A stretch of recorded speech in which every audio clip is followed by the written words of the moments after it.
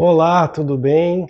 Eu sou Fernando Klein, você está no Verbo, Clube de Leitura, A Fé Explicada, Léo 13. Sensacional, sensacional. Hoje, mais ainda, no quarto capítulo, A Criação e os Anjos. Então, vai chegando aí, deixa seu like, se inscreva no canal para a gente iniciar os trabalhos, né?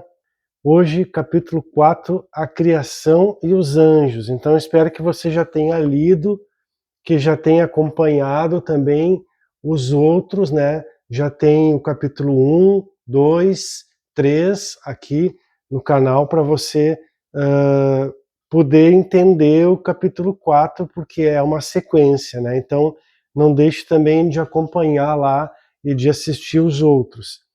Então, como que começou a criação, né? Aí ele começa explicando o seguinte: às vezes um perfumista, por exemplo, né, que ele dá aqui, ele diz que cria um novo perfume, que cria uma nova fragrância, né? Mas a verdade é que ele está combinando elementos, unindo, né, outros materiais da qual tenha disposição para formar, para transformar esses materiais e então criar o perfume dele. O artista, quando pinta uma obra de arte, um quadro, ele está transformando, por exemplo, numa escultura, a pedra em uma escultura. Ele está pintando um quadro, está unindo as tintas e diversos produtos químicos ali que constituem as tintas para criar a sua obra de arte.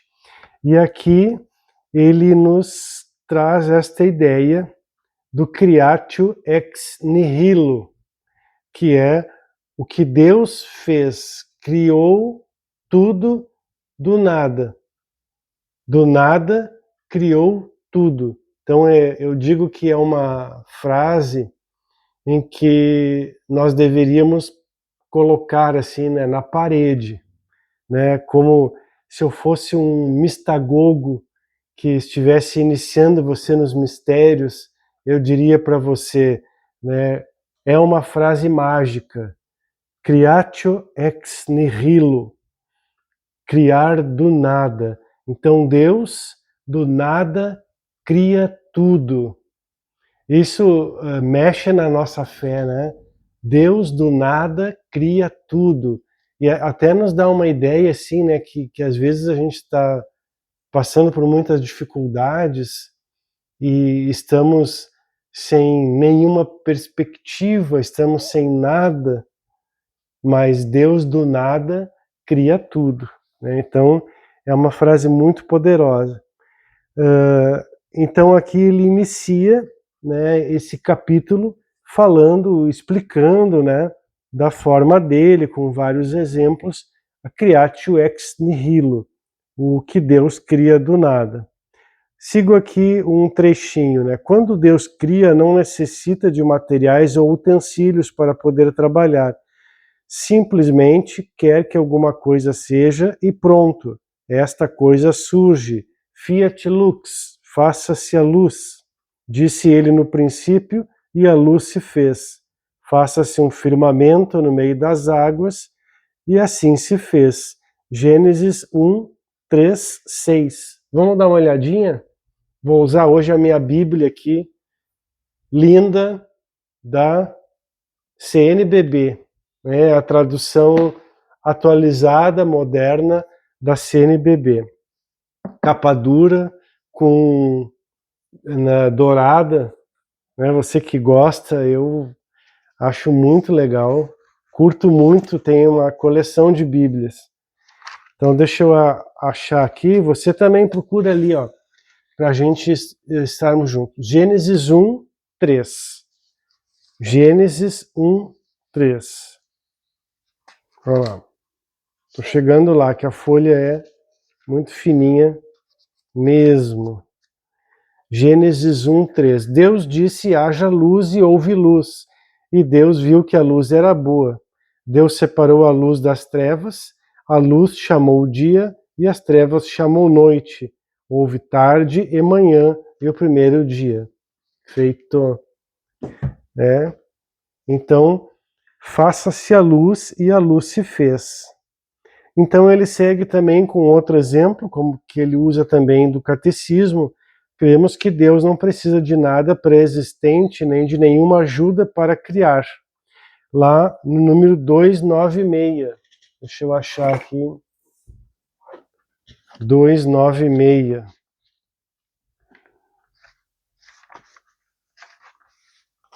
São materiais importantes para você também acompanhar aqui os nossos estudos, é ter o catecismo e ter uma Bíblia. Aqui eu tenho a Bíblia da CNBB, que é católica. Eu tenho uma Bíblia tradução internacional, que ela é uma Bíblia não denominacional, ela não é de nenhuma denominação. Então aqui você tem uma tradução bem livre de proselitismo, né, de dogmatismo. E eu tenho uma anglicana, que é a King James, que é útil por causa dos seus comentários, né? Ela tem ótimos comentários. Depois nós vamos usar ela também. Mas a gente está aqui no 296, aqui. Cremos que Deus não precisa de nada pré-existente, nem de nenhuma ajuda para criar. A criação também não é uma emanação necessária da substância divina. Deus cria livremente do nada, né? Ex nihilo. Que haveria de extraordinário se Deus tivesse tirado o mundo de uma matéria pré-existente? Um artífice humano, quando se lhe dá um material, faz dele tudo o que quer. O poder de Deus, no entanto, manifesta-se precisamente quando parte do nada para fazer tudo. Ah, muito lindo, né? É tão importante a gente estudar, né? E conhecer mais sobre Deus, porque a gente só ama aquilo que conhece. A vontade criadora de Deus não só chamou todas as coisas à existência, como as mantém. Então também temos que entender isso, que além do poder de criar, o poder de manter. Se Deus retirasse o sustento, diz ele, da sua vontade, o sustentáculo da sua vontade, a qualquer criatura, essa deixaria de existir naquele mesmo instante e voltaria ao nada do qual saiu. Seguimos então aqui assim, ó. A primeira obra da criação divina foram os anjos.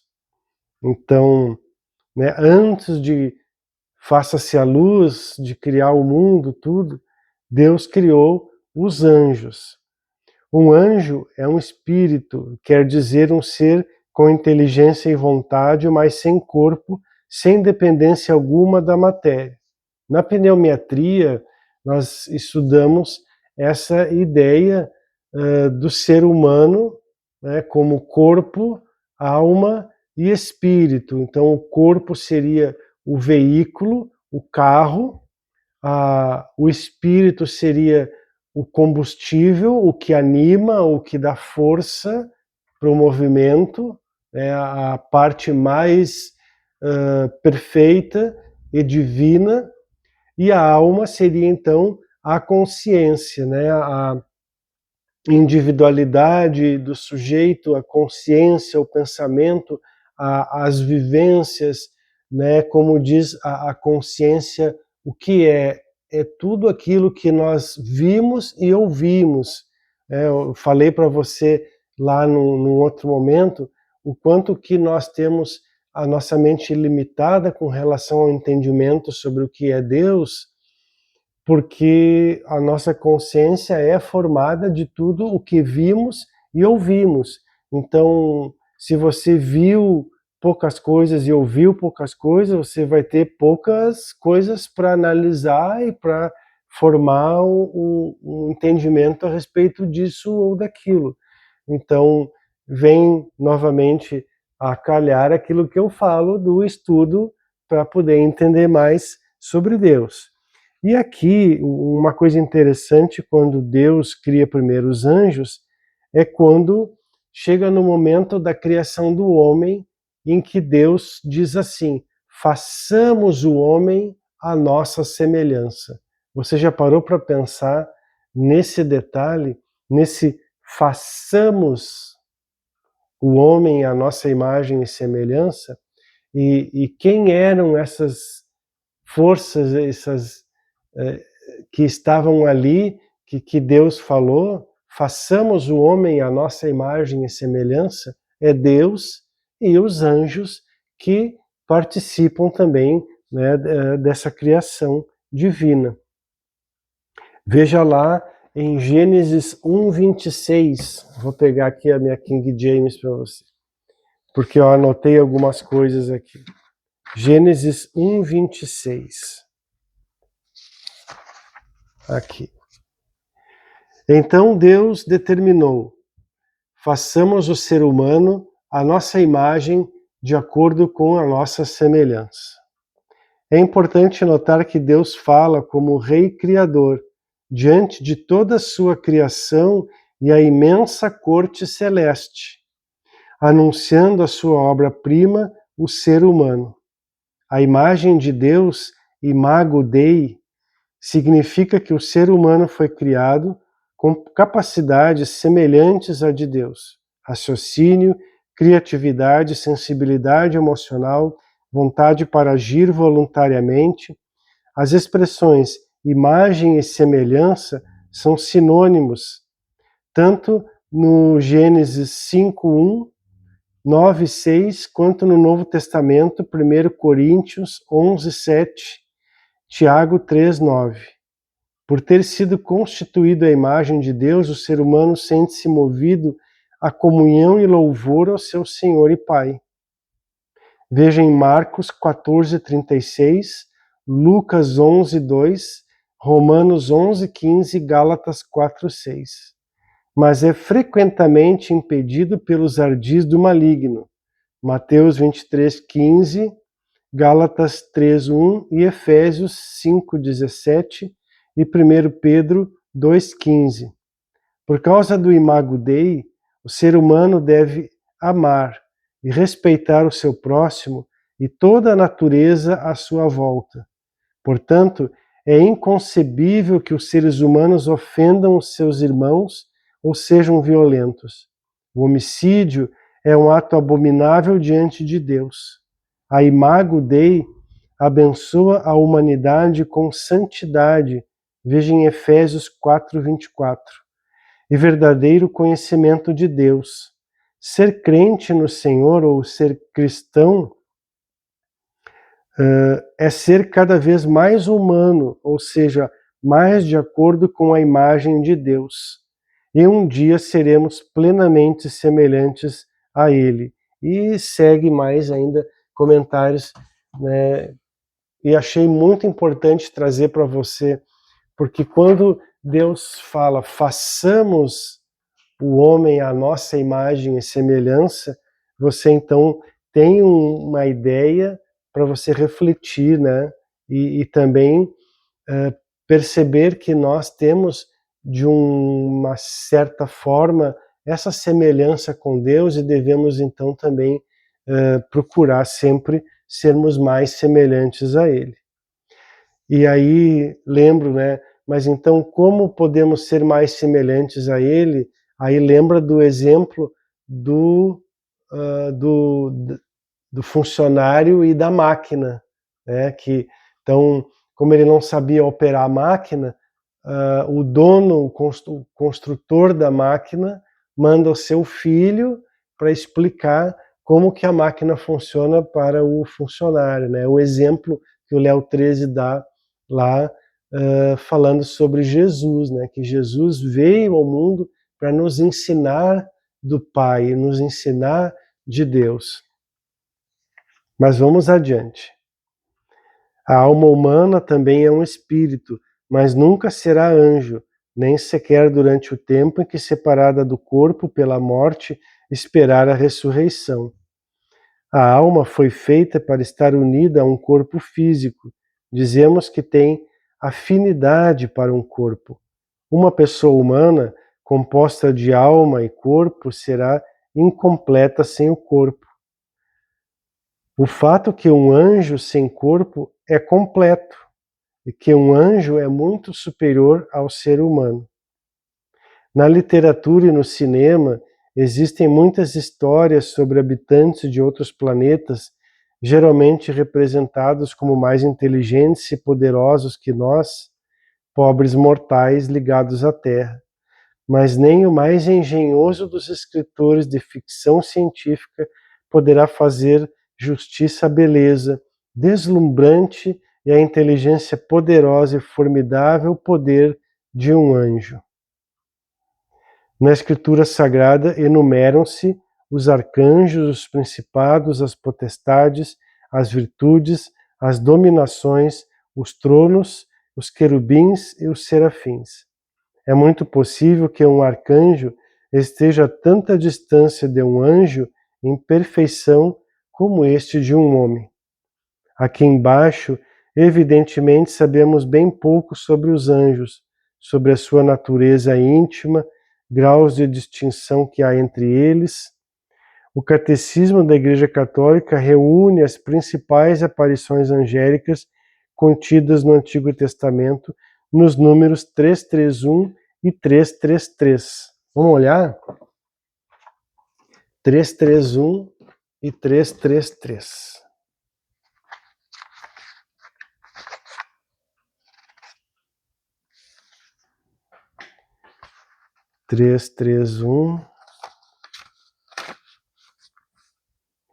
Cristo é o centro do mundo angélico. Os anjos são seus. Quando o Filho do Homem vier em sua glória acompanhado de todos os anjos. Mateus 25, 31. São seus porque foram criados por ele e para ele, pois é nele que foram criadas todas as coisas no céu e na terra, os seres visíveis e invisíveis, tronos, dominações, principados, potestades, tudo foi criado por ele e para ele. São seus, mais ainda porque ele os fez mensageiros do seu projeto de salvação. Não são todos eles espíritos servidores enviados a serviço daqueles que deverão herdar a salvação?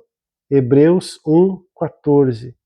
Eles aí estão desde a criação e ao longo de toda a história da salvação, anunciando de longe ou de perto esta salvação e servindo ao desígnio divino de sua realização. Fecham o paraíso terrestre, protegem Lote, salvam Agar e seu filho, seguram a mão de Abraão, comunicam a lei, por seu ministério conduzem o povo de Deus, anunciam nascimentos e vocações, assistem os profetas, citando-se apenas alguns exemplos. Por fim, é o anjo Gabriel que anuncia o nascimento do precursor e do próprio Jesus. Desde a encarnação até a ascensão e a vida do Verbo, é cercada de adoração e de serviço dos anjos. Enquanto Deus introduziu o primogênito do mundo, Deus diz: todos os anjos devem adorá-lo. Hebreus 1:6. O canto de louvor deles ao nascimento de Cristo não cessou de ressoar no louvor da Igreja. Glória a Deus. Lucas 2:14. Os anjos protegem a infância de Jesus, servem a Jesus no deserto, o reconfortam na agonia, quando ele poderia por si mesmo ter se salvado das mãos dos inimigos, como outrora Israel. São ainda os anjos que evangelizam, anunciando a boa nova da encarnação e da ressurreição de Cristo, no retorno de Cristo, eles que anunciam estarão lá a serviço do seu juízo.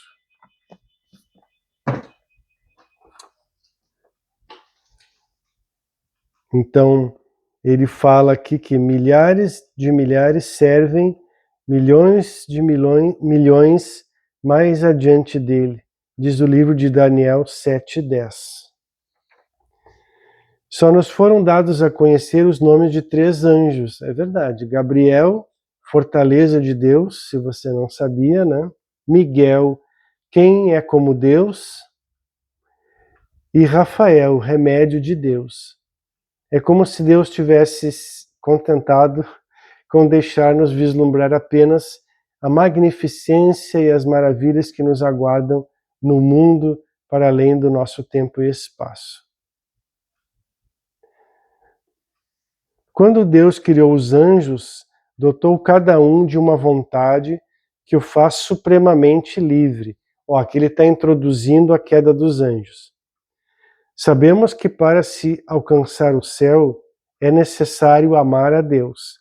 Lembra do exemplo de você estar com a família na sala do Papa, né, em que no momento que entrar o Papa na sala, você vai olhar para o Papa, vai dar atenção ao Papa e não às outras pessoas que estão na sala, né? Um exemplo que o Léo XIII dá.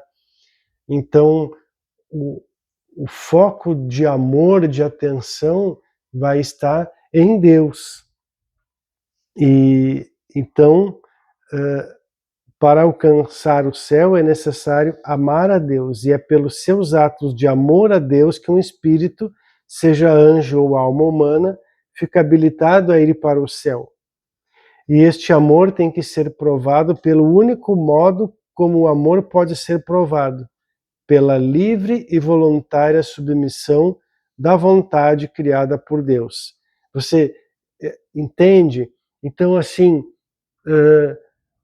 não pode existir um amor que seja forçado, porque Deus poderia, no seu poder, nos forçar a amá-lo, mas aí esse amá-lo não seria amor, seria uma coisa forçada. Então, a forma de nós amarmos a Deus, ela precisa ser livre e precisa partir da nossa vontade, para assim ser amor verdadeiro. Compreende? Por aquilo que chamamos comumente de ato de obediência. Então, este amor tem que ser provado pelo único modo como o amor pode ser provado, pela livre e voluntária submissão da vontade criada por Deus, por aquilo que chamamos comumente um ato de obediência. Então, mesmo diante das dificuldades, mesmo diante de tudo, de contrariedades, você ama a Deus. Então, isso tudo torna esse amor verdadeiro, ok?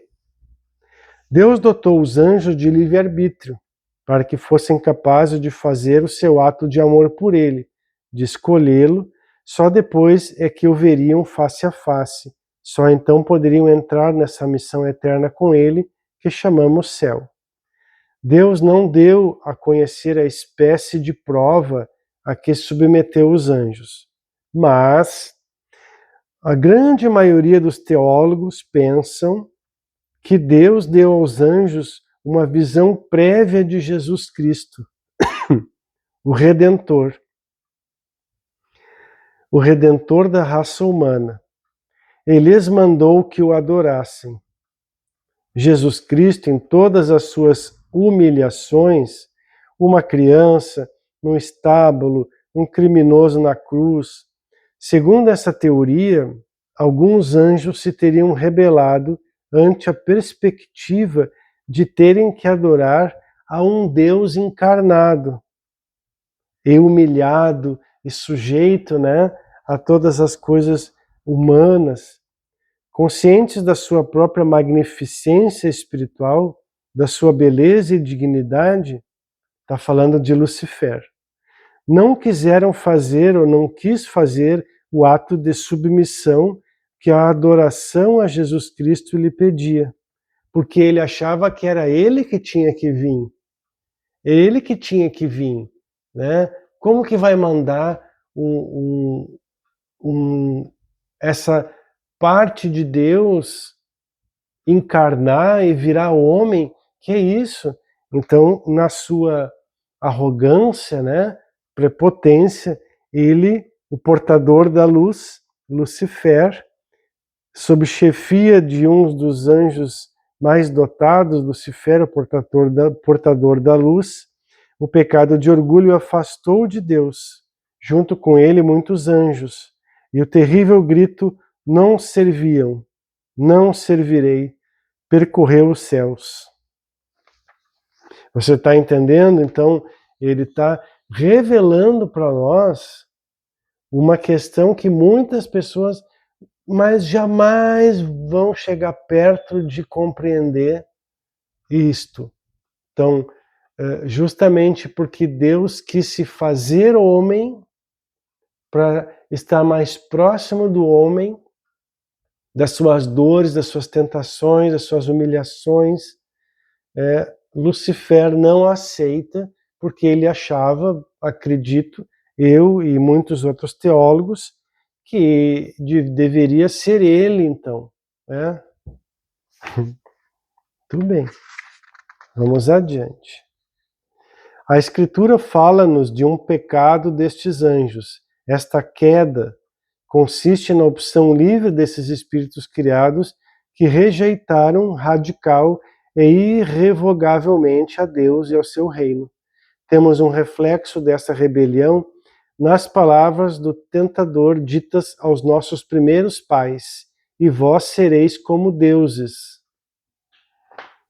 O diabo é pecador desde o início, 1 Jó 3:8, pai da mentira, Jó 8:44. E também faz a referência no Catecismo, número 392.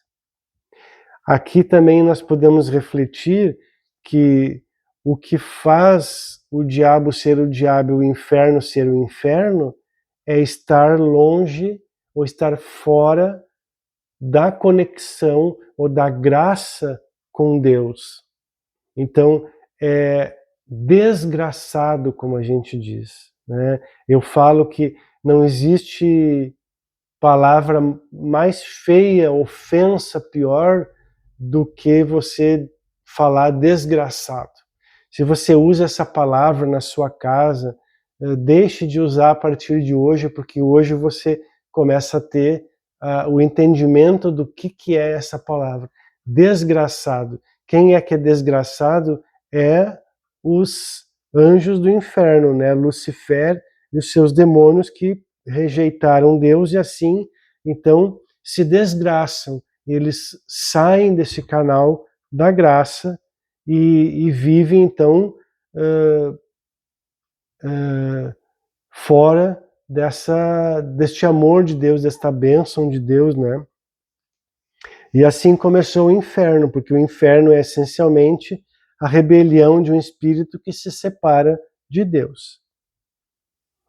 Vamos aqui mais adiante.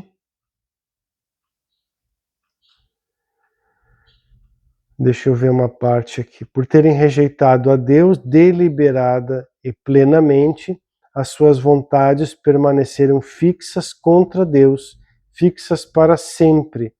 Por quê? Porque como o anjo é um ser perfeito, ele toma decisões perfeitas, ele não se arrepende, não volta atrás. Para eles não é possível o arrependimento, pois não querem arrepender-se, fizeram a sua escolha por toda a eternidade. Você já entende o que é a eternidade, né? Então nós temos o tempo cronológico, nós temos o aevon, lembra lá que nós já estudamos, e temos a eternidade. E o entendimento de por que Deus é eterno, né? Porque Deus precisa ser eterno para ser Deus. Aqui falam que a gente tem em Apocalipse 12:4 a porcentagem de 1/3 dos anjos que se rebelaram contra Deus. Eu coloquei porque o Léo fala assim, ó, não sabemos quantos anjos pecaram. Deus não quis informar-nos acerca disso. Mas tem em Apocalipse 12:4 uma ideia, né? 1/3 cair. Frequentemente chama-se Satanás ou demônio. É uma palavra hebraica que significa adversário. Os diabos são, claro, os adversários e inimigos dos homens. No seu ódio inextinguível a Deus, é natural que odeiem também a sua criatura. O seu ódio torna-se ainda mais compreensível à luz da crença de que Deus criou os homens precisamente para substituir os anjos que pecaram, para preencher o vazio que deixaram com a sua deserção. Imagina. Então, o ódio à criação é mais ou menos assim. Eu não posso,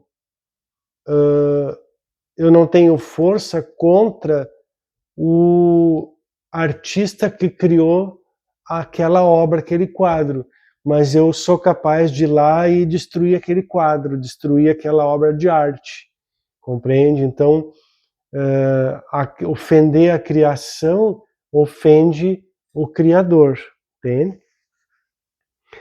Ao pecarem, os anjos rebeldes não perderam nenhum dos seus dons naturais. Veja bem, ao pecarem, os anjos rebeldes não perderam nenhum dos seus dons naturais. O diabo possui uma acuidade intelectual e um poder sobre a natureza incomparavelmente superior aos seres humanos. Toda a sua inteligência e todo o seu poder concentram-se agora em afastar dos céus as almas a ele destinadas. Os seus esforços encaminham-se agora incansavelmente no sentido de arrastar o homem ao seu mesmo caminho de rebelião contra Deus. Em consequência, dizemos que os demônios nos tentam ao pecado. Não conhecemos o limite exato do seu poder. Ignoramos até que ponto podem influir sobre a natureza humana. Aqui eu abro um parênteses para você assistir o filme Nefários. Esse filme Nefários é o filme que fala sobre como que o demônio age na vida de uma pessoa, como que ele consegue ter poder sobre a nossa mente. Então, essa questão mais sobrenatural, de manifestações que a gente vê nos filmes, não é bom para ele. Porque o que acontece? Se você vê uma manifestação, você vê o diabo, o demônio agindo de forma específica, você vai mudar totalmente a sua ideia e a sua fé. Você vai se tornar uma pessoa com muito mais fé. Então, a maior estratégia do demônio é a estratégia da guerrilha. Ele não pode aparecer, ele tem que agir na surdina. Então, como se tudo que estivesse acontecendo fosse parte da natureza, da criação de Deus, para culpar Deus. Então, ele age de uma forma sorrateira na mente, né, influenciando nos seus desejos. Eu sempre tenho uma ilustração para fazer você entender mais ou menos como que age o demônio na vida das pessoas. Essa ilustração é um lugar no campo, onde tem o pai e os seus filhos trabalhando na lavoura, na terra, e lá pelas tantas o filho mais novo tem uma visão de um anjo. Um anjo celeste divino aparece para ele e diz o seguinte: você não tem pena daquele burro amarrado no sol? Aí ele olha e fica com pena, né? Realmente, o bicho está amarrado no sol. Aí ele vai lá e desamarra o burro e volta para o trabalho. O burro desamarrado, invade a cerca do vizinho e vai comer o que está na horta do vizinho. As cenouras, as alfaces, as coisas da horta do vizinho. A dona da casa, vendo o burro comendo as coisas da horta, chama o marido. Diz: marido, o burro do vizinho, né, tá na nossa horta comendo as coisas da horta. O marido, muito colérico, pega a arma e mata o burro. Aí se escuta o tiro. Eles saem da lavoura e vão descobrir, o dono do burro e os seus filhos, que o vizinho matou o burro. Então aí, para se vingar, ele toca fogo na casa do vizinho. E aí, no final das contas, Deus chama o diabo, né, Satanás, como ele faz em Jó, né, e diz: o que aconteceu lá? E ele diz assim: olha, eu não fiz nada, eu só fiquei com pena do burro estar no sol. Então é uma história muito importante para a gente trazer no nosso entendimento, que é assim que o diabo age na nossa vida. Ele age trazendo ideias, trazendo pensamentos, buscando no seu inconsciente feridas, traumas, coisas que você tem lá guardada, para talvez em cima daquilo conseguir lhe manipular. Então, por isso é muito importante a gente também usar dos recursos da terapia, né, da psicanálise, essa psicanálise cristã, pastoral, em que o psicanalista tem uma formação psicanalítica, mas também tem uma formação teológica. Por quê? Porque quando você se analisa essas questões interiores, você está retirando munição para o maligno, né? Então, queria abrir esse parênteses aqui para você. Então, nós estávamos aqui, não conhecemos o limite exato do seu poder. Pode nos induzir à tentação, levar-nos a ponto em que devemos decidir entre a vontade de Deus e a nossa vontade pessoal, mas sabemos que o demônio nunca poderá forçar-nos a pecar, obrigar-nos a pecar, né? Ele sempre vai nos influenciar, às vezes de força muito grande, mas sabemos que não pode nos obrigar, não pode destruir nossa liberdade de escolha, não pode, por assim dizer, forçar-nos a um sim para o pecado, quando realmente queremos dizer não. Mas, alerta o Léo, é um adversário a quem é muito saudável temer. Então, esteja advertido, né? O demônio é real? Essa é a pergunta da próxima subtítulo, né? Alguém disse que o mais encarniçado dos pecadores dedica mais tempo a fazer coisas boas ou indiferentes do que coisas más. Em outras palavras, que sempre há algum bem, mesmo no pior dos homens. Mas isso não acontece nos demônios, né? Isso que torna tão difícil compreender a natureza dos demônios. Os anjos caídos são espíritos puros, sem corpo, absolutamente imateriais, e quando fixaram a sua vontade contra Deus no seu ato de rebelião, abraçaram o mal, que é a rejeição a Deus, que é a ofensa à sua criação, né? Um demônio é 100% mal, 100% ódio, e não há nada que se possa achar de bom nele. Eu tinha um colega, quando eu pregava na igreja, ele dizia assim: não, tem sim, o Satanás tem uma coisa boa, que é a persistência, né? Ele mesmo sabendo que vai ser vencido, ele nunca desiste. Eu dizer, cuidado, né? É inevitável e constante convivência da alma com esses espíritos, cuja maldade sem paliativos é uma força viva e ativa. Não será o menor dos horrores do inferno.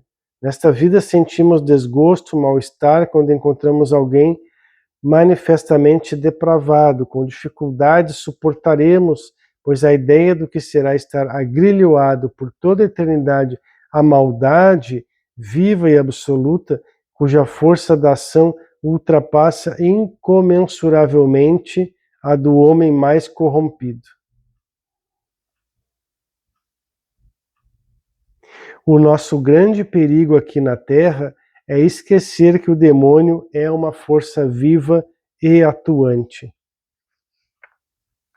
Mais perigoso ainda é deixarmos-nos influir pela soberba intelectual dos incrédulos. Se nos dedicássemos a ler livros científicos, a escutar os especialistas que apontam que o diabo é uma superstição medieval, há muito superada, insensivelmente acabaríamos por pensar que se trata de uma figura retórica. E nem vou continuar mais essa parte, porque é tudo o que ele quer. Então, a obra principal é fazer com que todos nós não acreditamos nele, que ele não existe, que isso é uma coisa medieval. Inclusive, eu já vi religiosos, já vi pessoas de nome, teólogos, padres, dizer que justamente isso, né? Que é uma coisa do passado, que não existe. Não existe, talvez porque eles nunca tenham tido contato, né, com algum fiel, com algum irmão ou com alguém que estivesse sofrendo nas mãos de espíritos malignos assim. Graças a Deus, né? Então, se você nunca passou por isso, nunca teve alguém da sua família, nem ninguém que teve essa desgraça de ser influenciado e até possuído, digamos assim dizer, num momento de uma possessão diabólica de uma entidade, alguma coisa assim, quem já vivenciou isso sabe, né, da força que está nessas manifestações. Aqui ele fala, seguindo, de que nem todas as tentações vêm do diabo, de que também há muitas tentações que são da matéria, que são do mundo, né? Então nós podemos passar isso daqui, que você também sabe do que a gente está, do que eu estou falando, que são as corrupções do dinheiro, né? De colocar o dinheiro acima de Deus e tantos pecados e coisas que fazem parte do mundo, né? Aqui ele retorna a falar dessa questão do amor, né? Que o amor só é verdadeiro se ele for livre, né? Você ama por livre, espontânea vontade. É um amor constante, a lealdade absoluta a Deus.